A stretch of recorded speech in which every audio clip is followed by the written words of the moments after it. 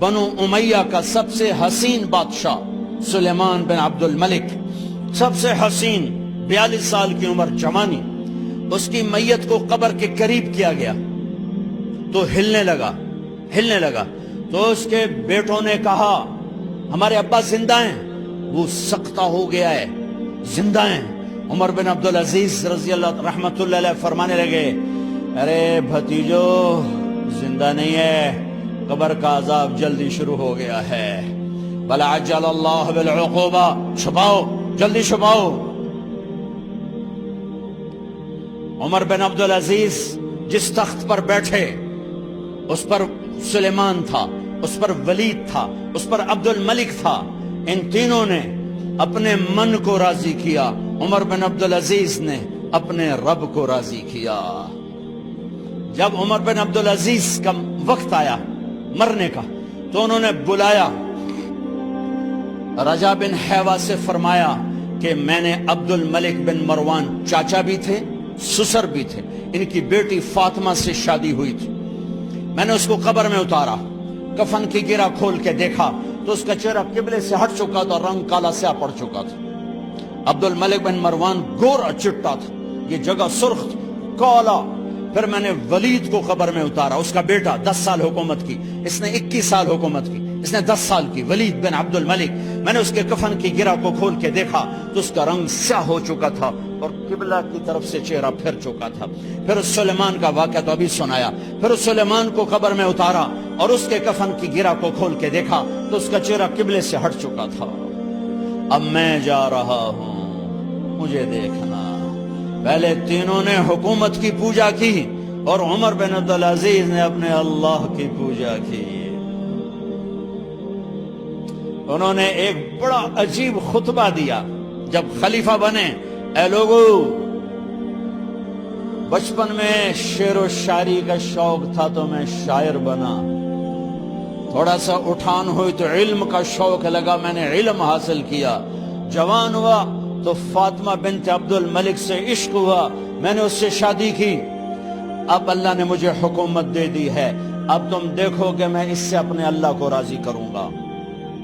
ہمارے حکمران تو ووٹ سے آتے ہیں اور چلے جاتے ہیں 4-5 سال کے بعد، ان کی وراثت میں حکومت آ رہی ہے اور 3 بر اعظم پر حکومت ہے، اور ایسا دھوب و دبدبہ ہے بنو امیہ کا، کوئی ان کے سامنے سر نہیں اٹھا سکتا۔ 3 بر اعظم میں زکوٰۃ لینے والا کوئی نہ بچا، 3 بر اعظم میں سوال کرنے والا کوئی نہ بچا، 3 بر اعظم میں ظالم کوئی نہ بچا، 3 بر اعظم میں مظلوم کوئی نہ بچا۔ لیکن خود کیسا رہا؟ گھر آئے، فاطمہ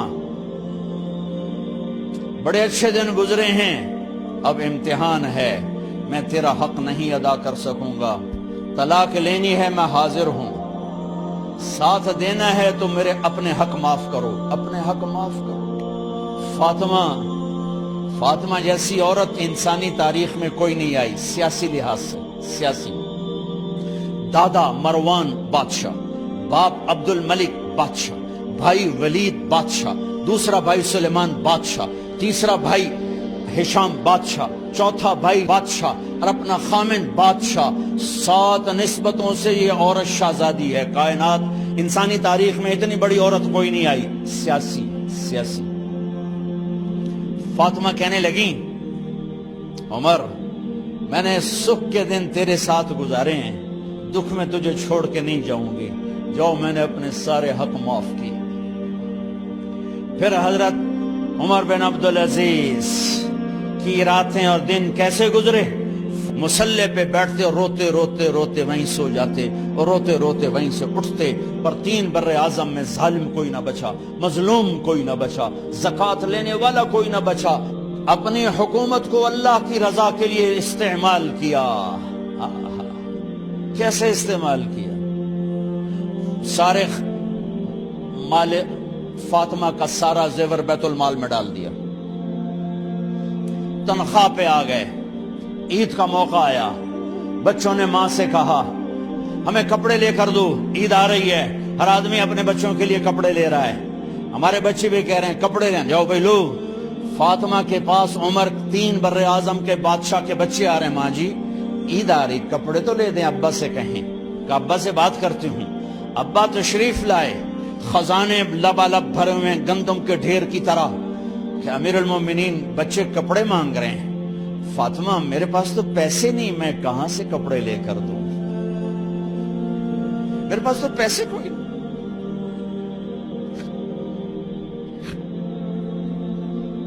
حضرت فاطمہ نے کہا پھر بچوں کا کیا کروں؟ کہا پھر مجھے بھی نہیں پتا کیا کروں۔ اس کے پہلے 3 حکمرانوں نے لوٹ مار کے بازار گرم کیے، ظلم و ستم کے پہاڑ توڑے، اور آج اسی خزانے پہ ایک شخص بیٹھا ہے جو اللہ کو راضی کرنے کے جھنڈے گاڑ رہا ہے۔ تو فاطمہ نے کہا آپ ایسا کریں، اگلے مہینے کی تنخواہ ایڈوانس لے لیں، اس سے میں اپنے بچوں کو کپڑے لے دیتی ہوں، اور گھر کا خرچہ میں مزدوری کر کے گھر کی روٹی چلا لوں گی۔ ارے اپنی تاریخ پڑھو، صرف ڈرامے نہ دیکھتے رہ جاؤ، صرف گانے نہ سنتے رہ جاؤ، اور بھی دکھ ہیں زمانے میں محبت کے سوا۔ انہوں نے اپنے بلایا وزیر خزانہ مزاحم، اپنا ہی غلام، ہاں بھائی مزاحم ہمیں بچوں کے کپڑے چاہیے، تو اگلے مہینے کی تنخواہ ایڈوانس مل جائے۔ وہ کہنے لگے امیر المومنین آپ مجھے لکھ کر دے دیں کہ آپ 1 مہینہ زندہ رہیں گے، میں آپ کو تنخواہ دے دیتا ہوں۔ عمر بن عبدالعزیز سر جھکایا، اٹھے، گھر گئے، فاطمہ میرے بچوں سے کہہ دو کہ تمہارا باپ کپڑے لے کے نہیں دے سکتا۔ اپنی تاریخ تو دیکھو، عید کا دن آ گیا، خلیفہ وقت عید کی نماز پڑھاتے تھے، نمازیں بھی خلیفہ وقت پڑھاتے تھے۔ بنو امیہ کا خاندان ملنے کے لیے آ رہا ہے، سارے سرداروں کے بیٹے اعلیٰ پوشاک، اعلیٰ لباس ملنے آ رہے ہیں۔ تھوڑے دیر بعد دیکھا تو بچے بھی ملنے آ رہے ہیں، امیر المومنین کی حیثیت سے بچے باپ کو ملنے آ رہے ہیں، اور ان کے جسموں پر پرانا لباس ہے۔ حضرت عمر انہیں دیکھ کر ادھر اپنے سرداروں کے بچے دیکھے تو زرق برق پوشاکیں، اپنے بچوں کو دیکھا۔ ارے اس باپ سے پوچھو جو سب کچھ کر سکتا ہو اور پھر مٹھی بند کر لے کہ نہیں میں نے حرام کی طرف نہیں جانا۔ بچوں کو دیکھا تو آنکھیں ڈب ڈبا گئیں، آنکھوں میں آنسو آ گئے۔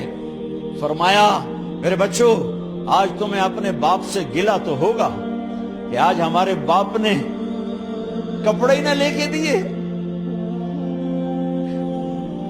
ان کے ایک بیٹے ہیں عبد الملک، ان سے بھی 4 رات آگے تھے، ان سے پہلے ہی فوت ہو گئے تھے۔ کہنے لگے ابا جان آپ کو مبارک، آج ہمارا سر بلند ہے، ہم شرمندہ نہیں ہیں، آپ کو مبارک ہو، آپ نے قومی خزانے میں بددیانتی نہیں کی ہے، ہم شرمندہ نہیں ہیں، انسانوں کو کپڑوں پہ نہیں تولا جاتا۔ آج کا میرا دیس کا مالدار اتنا فقیر ہو گیا ہے، اتنا چھوٹا ہو گیا ہے کہ وہ اپنا تعارف کروانے کے لیے 50 لاکھ کی گھڑی لیتا ہے، 6 لاکھ کا جوتا لیتا ہے۔ آج کی بیگم اتنی چھوٹی ہو گئی ہے کہ اپنے قد کو بڑا کرنے کے لیے وہ 10 لاکھ کا ہینڈ بیگ لیتی ہے کہ دیکھو میرا بیگ 10 لاکھ کا ہے۔ ارے میری بہن تو 10 ٹکے کی بھی نہیں رہی، اگر تو نے بیگ سے اپنے آپ کو بڑا بنایا، او میرے دوست تو 2 ٹکے کا نہیں ہے۔ اگر تو 10 لاکھ کے جوتے اور 50 لاکھ کی گھڑی سے اگر تو بڑا بننا چاہتا ہے، ارے اس دھوکے سے نکلو۔ برینڈڈ کہاں جا رہے ہو؟ جب تم اپنی ذات میں بے قیمت ہو تو رب ذوالجلال کی قسم تمہاری گھڑیاں، تمہارے بیگ، تمہاری گاڑیاں، تمہارے بنگلے تمہاری عزت کو بڑھا نہیں سکتے۔ ابا جان آج ہم خوشی سے بلند ہیں کہ ہمارے باپ نے بددیانتی نہیں کی۔ گھر میں تشریف لائے، کہنے لگے فاطمہ کچھ پیسے ہیں، میرا انگور کھانے کو جی چاہ۔ بس فاطمہ رونے لگی، فرمایا امیر المومنین خزانہ تو بھرا پڑا ہے، 1 درم کا بھی تیرا حق نہیں ہے کہ تو 1 درم لے کے انگور خرید لے۔ تو تھوڑا پٹھے، فاطمہ میں جہنم نہیں برداشت کر سکتا۔ وہ میرے بھائیو جو دن رات سود میں پھنس چکے ہو، جو دن رات جوے شراب میں پھنس چکے ہو، کیسے اللہ کے سامنے سرخرو ہو کر کھڑے ہو گئے؟ ایک رات گھر میں تشریف لائے، بچیاں بیٹیاں، منہ پہ ہاتھ، کپڑا رکھا، دوپٹہ رکھا منہ پہ، اور بات کریں۔ آپ نے پوچھا ارے کیا ہوا تمہیں، یہ منہ پہ کپڑا کیوں رکھتی ہو؟ تو خاموش ہو گئی، لیکن گھر کی خادمہ رو پڑی، کہا امیر المومنین آج آپ کی بیٹیوں نے کچا پیاز توڑ کے اس سے روٹی کھائی، سالن کھائی، اور میرے آج کا تاجر کہتا ہے جھوٹ نہ بولوں تو کاروبار کیسے، میرا افسر کہتا ہے رشوت نہ لوں تو گزارا کیسے کروں۔ تو عمر بن عبدالعزیز پھس پہ ہچکیوں کے ساتھ روئے کہ میری بچیوں میں تمہیں بڑے اچھے کھانے کھلا سکتا ہوں، پر میں جہنم کی آگ برداشت نہیں کر سکتا۔ بھائیو، اس بندے نے اپنے آپ کو ذبح کر دی، اللہ کو راضی کرنے کے لیے ذبح کر دی، اپنے ذات کو، اپنے جذبات کو، اپنے احساسات کو۔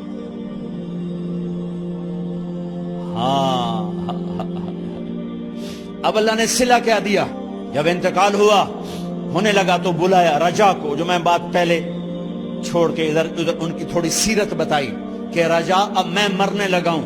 عبد الملک کالا ہو گیا تھا، ولید کالا ہو گیا تھا، سلیمان کالا ہو گیا تھا۔ یہ کیوں کالے ہوئے تھے؟